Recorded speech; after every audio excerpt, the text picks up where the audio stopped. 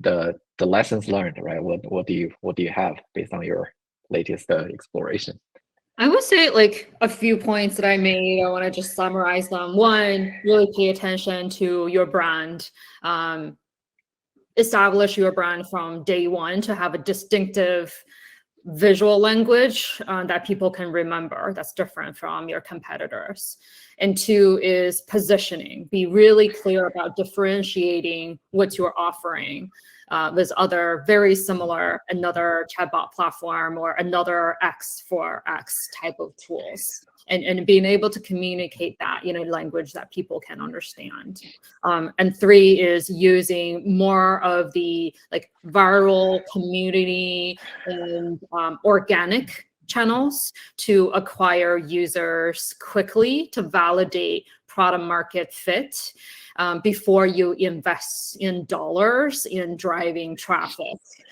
Traffic is cheap, but attracting the right traffic is not necessarily cheap. So be more considerate about the right channel to use. And the fourth point is in order to do monetization and upgrade to paid, one is designing viral mechanisms so that your free users can be your advocates and distributors.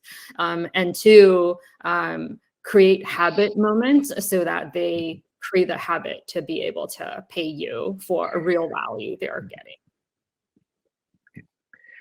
Great. Thank you, Holly. Anything for you to add, Beatrice? Yeah, plus one. First of all, to all of what Holly said, I'll start off what I start off earlier, and it's all about storytelling with what you have. If you have success with consumer, which is what my two startups have done so far, that's been very paramount to use those raw data or raw inputs into something that could be a story to a new audience. And that's been very impactful in terms of here's what people are saying, not in terms of a testimonial, but here's what people are saying that you may not know about. And that was very helpful for evangelizing towards the B2B motions. It's a slower market in general. Of course, everyone knows B2B is a very higher, just takes longer to procure software or even get into the door. So half of it was building awareness through stories rather than a typical B2B positioning.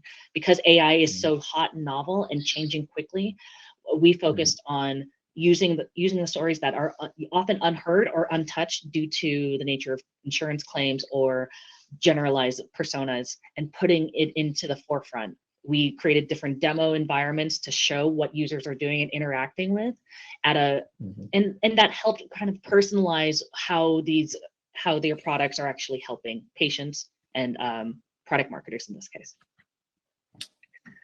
Cool. All right. Thank you for adding.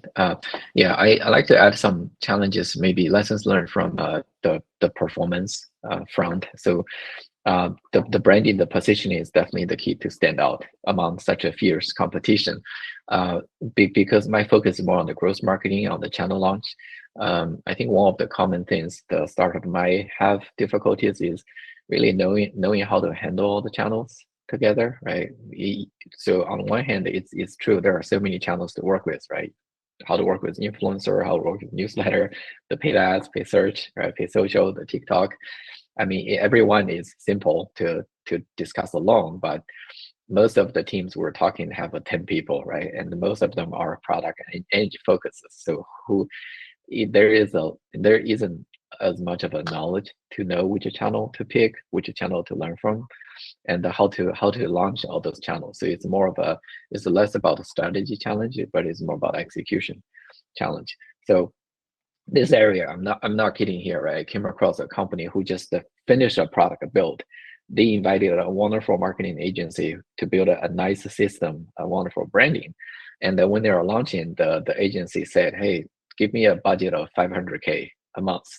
I'm going to generate a 1.5 million revenue for you.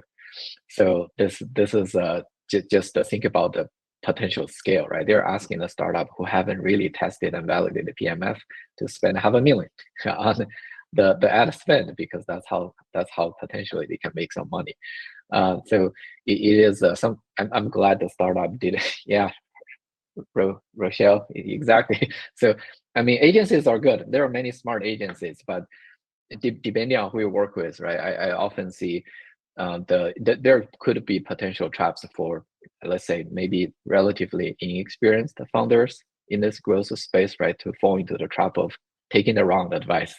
Right. I've also seen so basically, I'm glad the startup didn't go that direction, right? So you got to work out a lot more frugal ways. But this is where actually where advisors can play a big role, or sometimes, right, just checking in the friends and the peers can help you navigate some of the difficulties. So that's on the channel.